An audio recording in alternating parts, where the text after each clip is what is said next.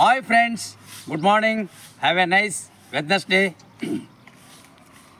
बड़ी अजीब है ये दुनिया, यहाँ झूठ बोलने से नहीं बल्कि सच बोलते से रिश्ते टूट जाते हैं।